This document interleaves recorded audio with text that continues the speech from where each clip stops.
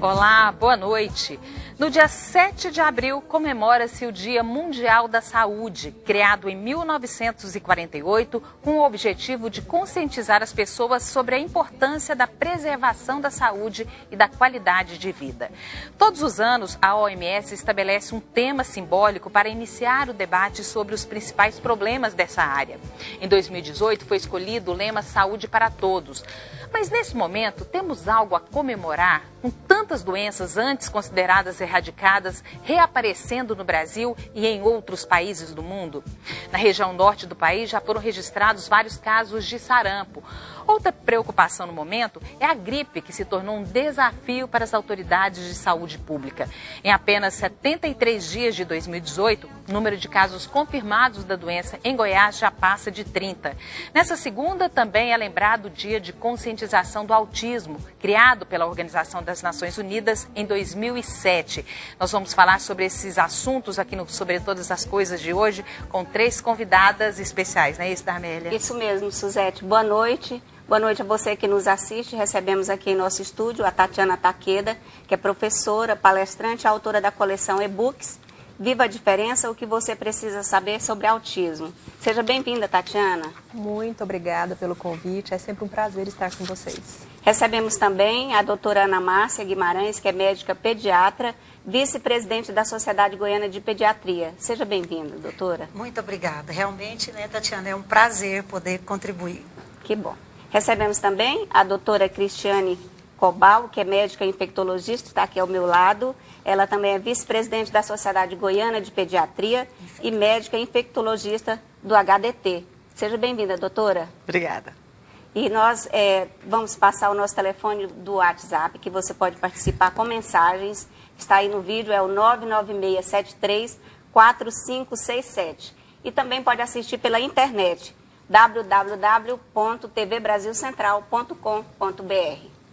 Vamos começar o programa falando da gripe. Eu gostaria de começar com a doutora Cristiane perguntando se a situação é mesmo preocupante, como as pessoas estão sentindo. Isso não é uma fala de nenhum órgão público, mas entre as pessoas, há um temor muito grande em relação a essa gripe, né?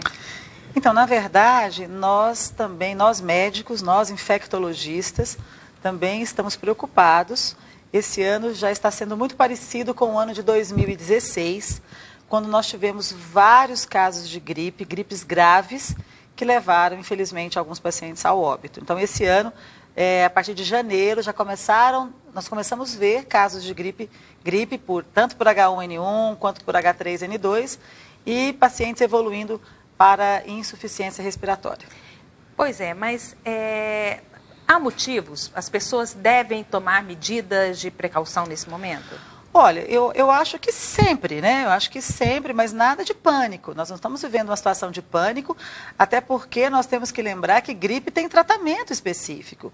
Eu faço questão de frisar isso. Estamos diante, gripe é uma virose, mas uma virose que eu tenho um antiviral. Eu tenho um remédio para tratar essas pessoas. Inclusive, esse remédio está disponível tanto na rede pública, gratuitamente, para qualquer brasileiro, e também na rede privada. Então, oseltamivir, que é o nome do sal, e o nome comercial só temos um, podemos falar, que é o Tamiflu. Então, é uma virose que tem tratamento específico, nós podemos abortar a doença, nós podemos tratar as pessoas. Eu acho que o importante é não termos pânico. Caso apresentemos sintomas de gripe, vamos ao médico, e esse médico vai prescrever o antiviral específico. Doutora Cristiane, a vacina não é tão eficaz? Quem toma vacina corre o risco também de contrair H1N1, por exemplo? Excelente pergunta. A vacina para gripe, ela não é uma vacina maravilhosa, como, por exemplo, se eu compará-la à vacina da febre amarela, que é excelente. A vacina da gripe, ela é feita com vírus inativado, ela falha, ela tem uma chance de falha bem maior.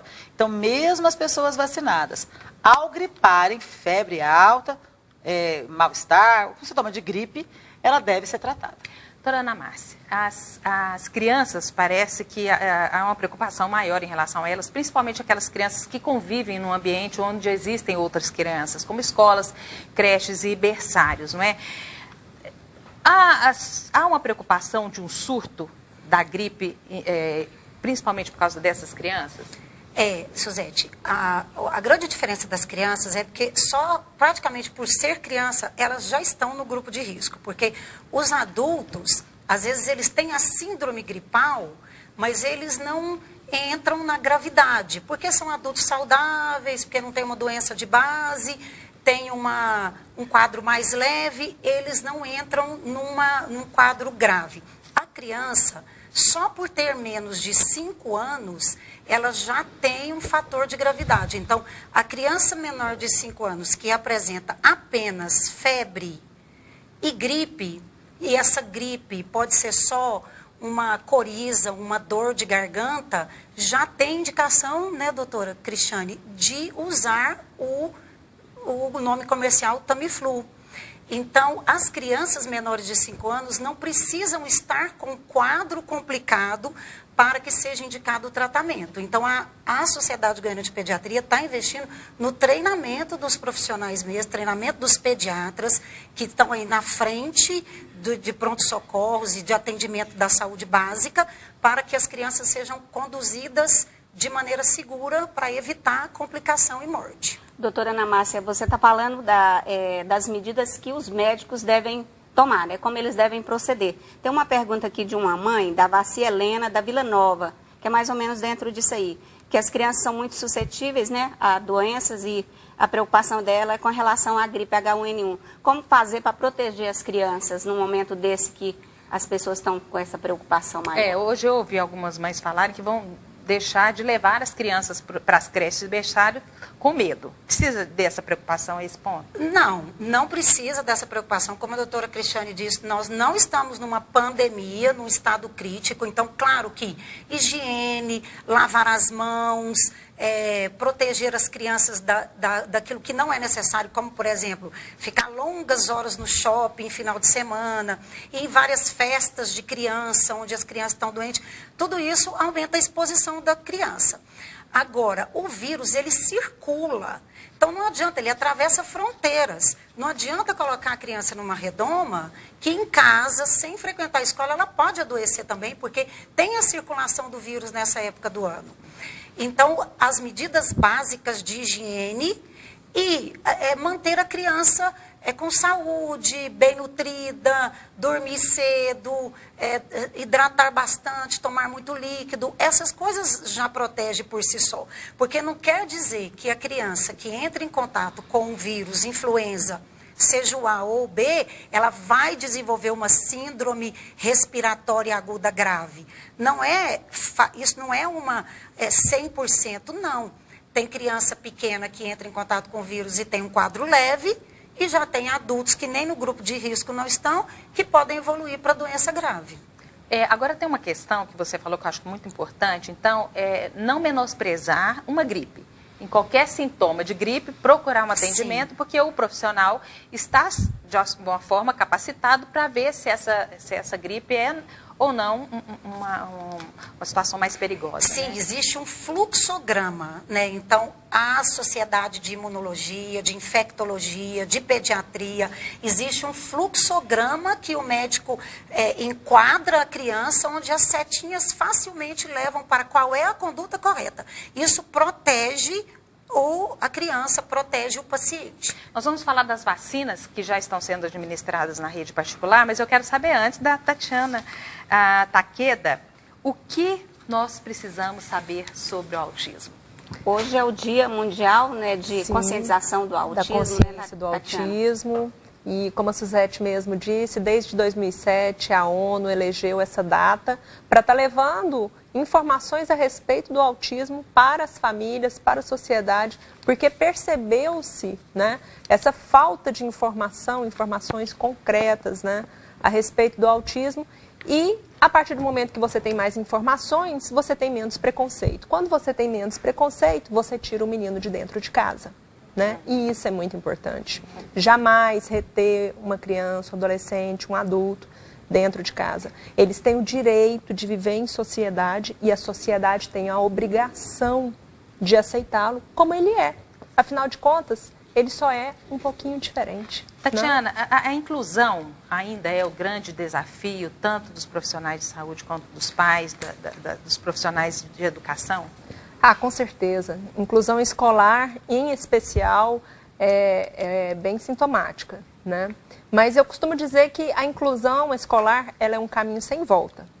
Não tem jeito. Tanto é que se você vê os censos do MEC de 2014, 2015, 2016, 2017, você percebe que a cada ano tem mais alunos de inclusão dentro da sala de aula do ensino regular. Hoje a gente tem aí mais de 700 mil alunos no Brasil, de alunos de inclusão em sala de aula, né? Agora, a questão é a seguinte, eles estão na sala de aula, mas essa inclusão realmente é uma inclusão ou isso aí é uma exclusão fantasiada de inclusão, né? Acho que o problema todo está aí, mas mesmo com passos de formiguinha, a gente está conseguindo sim incluir parte desses autistas. Doutora Cristiane, quer comentar, doutora? É assim, com relação especificamente ao autismo, né, eu vivo um problema desse na minha família e eu concordo plenamente com você. A inclusão, ela só está legalmente, mas ela não acontece de fato. Então, eu fiquei muito feliz em conhecê-la para discutir justamente isso. A inclusão, ela não acontece na prática. O paciente diferente, ele sofre sim bullying diário por parte dos colegas. É uma dificuldade de adaptação enorme, né? Então, eu vivo isso na minha família e vejo e espero que a inclusão verdadeira, o acolhimento verdadeiro, ele realmente aconteça. Há alguns anos... Qual que é pegando o gancho aqui, qual que é a questão que a gente vê? Algumas escolas tentam fazer inclusão, né? E eu fico temerosa porque as famílias querem matricular os filhos só nas escolas que estão dispostas a fazer inclusão, que para mim é um tremendo erro. Eu acho o seguinte...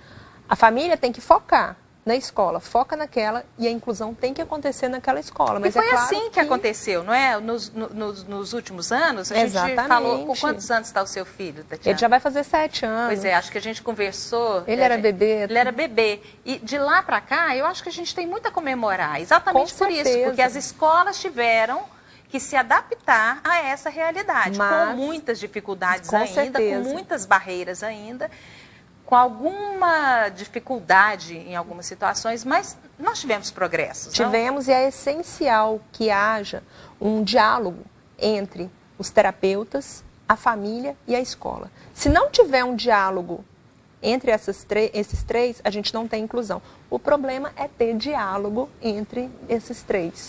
Né? O problema começa um pouquinho antes no diagnóstico, que não é uma coisa fácil, né, doutora Ana Márcia? Verdade, Suzete, realmente você tocou num ponto que eu acho que é, assim, crucial.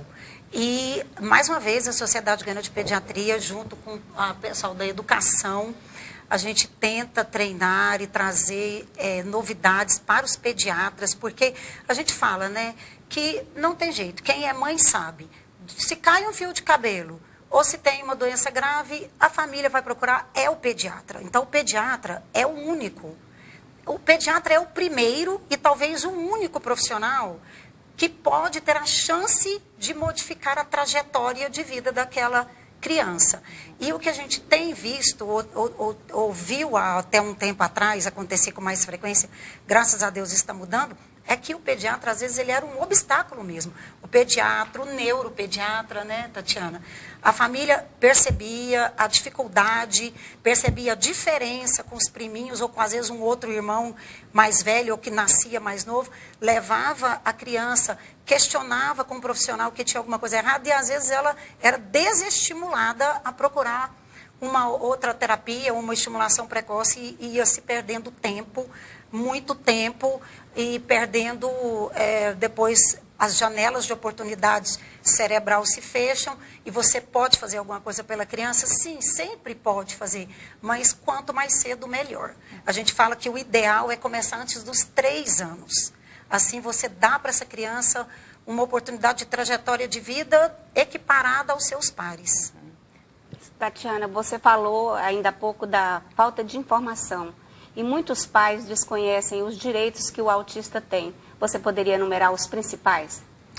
Os autistas, eles são considerados pessoa com deficiência, né? Então, hoje, graças à Lei de Proteção aos Direitos da Pessoa Autista, esse autista ele é considerado pessoa com deficiência e, assim, todos os direitos que a pessoa com deficiência possui, o autista também possui.